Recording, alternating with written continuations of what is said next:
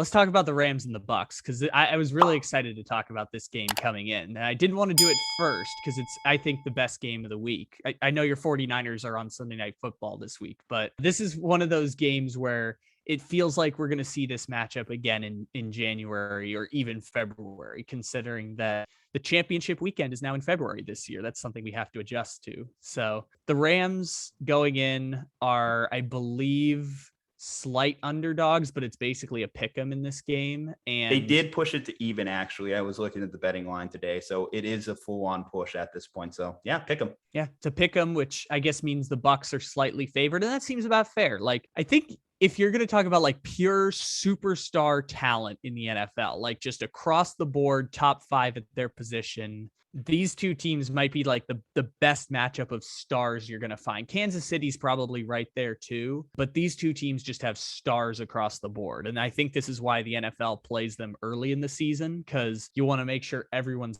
playing in this game so you can watch Aaron Donald, Jalen Ramsey go up against, Donovan Smith, Tom Brady, all of the wide receivers there. I think all the receivers qualify as great superstar type talents. It's 2021 and Rob Gronkowski leads the NFL in touchdowns right now. And that will never stop being ridiculous to say out loud. Tampa Bay got that scare in the first game and Tom Brady threw 5 touchdowns against the Falcons, but the defense kind of put that game way out of reach against the Falcons. So if you see the 21-point victory, it's a little misleading. Tampa has pretty much been hitting on all cylinders. I know you picked Tom Brady to win MVP this year, and feeling good about that. 2 weeks, he's the MVP.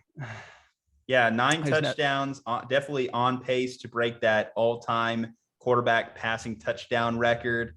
And the fact that he's just such a consistent performer has me feeling very strong about that. However, the Rams are just going to be a challenge. Obviously, we know how good that defense is. They did allow points to Indy late. They did allow Indy to kind of climb back up in that game, really make it a tough little, 27-24 was that final outcome. Mm-hmm. But against the Bears, obviously, they were elite. They came out to play. So hard to read on what Rams defense were getting past those top 2 guys, Jalen Ramsey and Aaron Donald. It does start to get a little bit weak. So they are going to get challenged here in the sense that obviously they're facing one of the best offenses in football.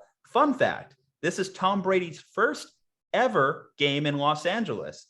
So, for Chargers fans who were disappointed that he may have been passed on or moved on from Tom Brady, well, you get to see him in SoFi Stadium officially this weekend. Stafford also coming in this game. Big game for him, because a fun Stafford fact, he has a sub 200 winning percentage against teams that finish with a winning record. Obviously, the Bucs are going to be one of those teams that finish with a winning record by season's end. So this is a big opportunity for Stafford to really show that he's not Detroit Lions Matthew Stafford. This is Los Angeles Rams Matthew Stafford, cool, calm, collective, big arm, big plays, hitting Cooper Kupp 11 times, 20 times, whatever it takes to win the game. Matthew Stafford, is he up for the challenge to go 1-on-1 with the great one, Tom Brady? I'm going to say no, because I am picking the Bucs in week 3. So one of the things that was most fascinating about the Rams' first 2 games, other than like just watching a Rams quarterback throw the deep ball, is the threat of being able to spread the field made life so much easier for Darrell Henderson. And congratulations to everyone who drafted Darrell Henderson on their fantasy team this year. Hold up there on Darrell Henderson, though. He's coming into this game with a rib injury. So maybe Sony Michel time out there in LA. This is changing my analysis slightly, because it's not like it's not like the Jets where you can just run on it. You can put any running back in there. They're going to whoop up on them. The Bucs do have a pretty good rush defense. It was obviously the playoffs last year. Remember, Aaron Jones got hurt in that NFC Championship. And after that, they had no running game at all to execute.